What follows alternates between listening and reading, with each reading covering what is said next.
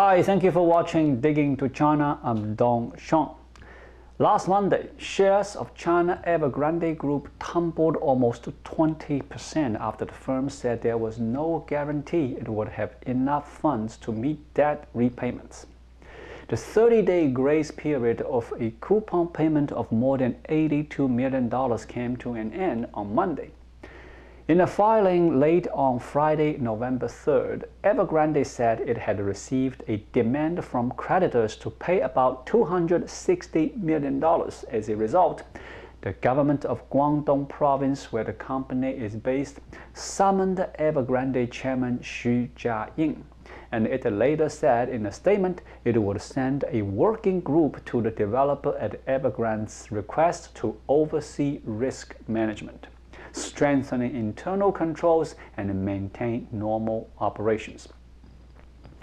On Friday evening, China's central bank, banking and insurance regulators, and its security regulators sought to reassure the market that any risks to the broader property sector could be contained.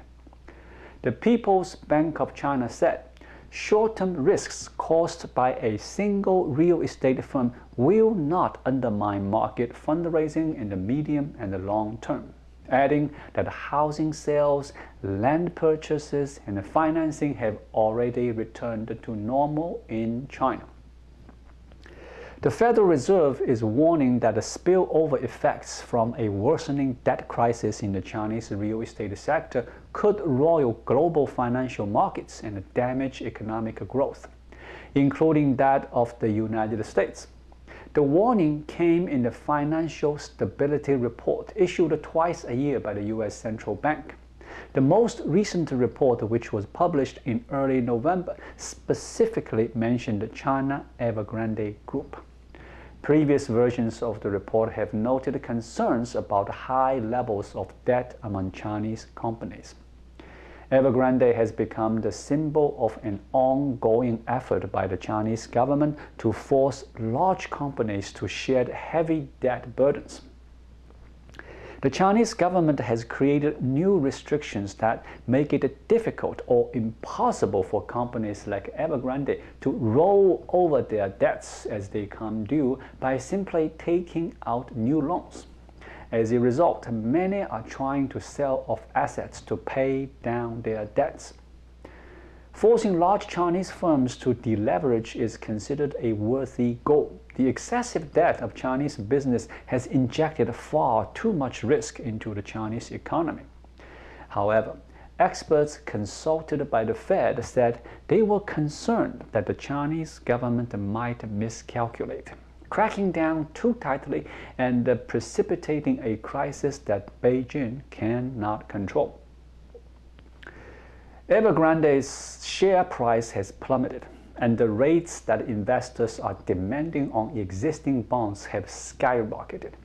If the effects were limited to Evergrande, that might be manageable, but there is increasing evidence that the contagion infecting the company and other large real estate firms is spreading. Investors are now selling off bonds issued by other Chinese real estate giants that are considered to be much less risky than Evergrande, such as Country Garden Holdings and Vanke Inc. Worse yet, there are signs that investors are getting jittery about companies well outside of the real estate sector. A Bloomberg index tracking investment-grade bonds issued by Chinese firms indicates that the impact is being felt across multiple sectors of the Chinese economy. The Chinese government seems prepared to deal with aftermath.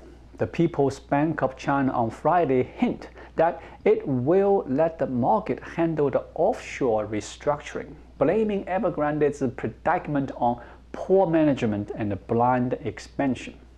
The central bank also noted that the offshore dollar bond market is highly market-driven, with mature investors who have a strong ability to pick investments, and that the offshore market has clear legal rules and procedures to handle such problems. Evergrande's bonds have already plunged so much, they are trading at around 20% of par value. In other words, creditors may be willing to accept a restructuring with big haircuts. That will also depend on how much hidden debt Evergrande really has, like the $260 million payment it has guaranteed. Evergrande's domestic debt will probably be handled differently. The Guangdong government said it has sent a working group to the company to manage risks and protect the rights of different stakeholders. The central bank also said it would protect the legal rights of home buyers. The message is clear. The priority is for Evergrande to keep paying workers and suppliers and complete the apartments that it has already sold. The next question is, what will happen to other developers? According to Goldman Sachs, there are more than $17 billion of high-yield offshore Chinese property bonds maturing before the end of next April. The government seems to have eased financing restrictions for some state-owned developers and stronger private developers, allowing them to issue new bonds. Such developers may also be allowed to take over projects from more indebted players. But it is unlikely that Beijing will again allow borrow freely anytime soon. Beijing seems determined to shift the economy away from housing. Evergrande may be the largest, but it won't be the last Chinese developers to fall back to earth. For years, China's property sector has relied on selling unbuilt apartments to fund the construction. Chinese buyers strongly prefer new apartment units over second-hand units. Pre-sales are so widely used that it is often hard for home buyers to purchase new homes without paying in advance. Everybody is using pre-sales. There are no readily available homes.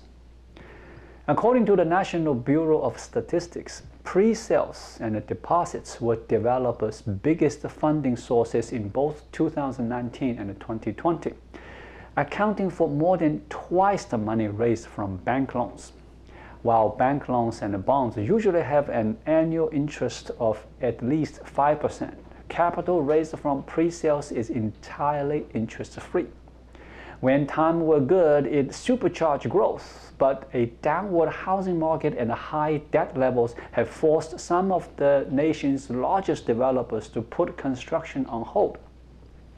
When a project fails, ordinary buyers can be left holding the bag. According to housing regulations, money raised from pre-sales should go into a dedicated account under banks and housing authorities' supervision, and it should be spent only on construction of the associated projects. In practice, authorities and banks rarely enforce these regulations strictly, and the developers frequently use the capital for other projects or to pay off existing debt. In a news story published on Henan Economic Daily last year, the Zhengzhou Bureau of Housing Security and Real Estate Administration said that Happiness Town, a complex of more than 20 buildings at the edge of Zhengzhou city center, sold some apartments before the supervised banking accounts were set up, and the whereabouts of the money raised from these earlier apartments remained unclear.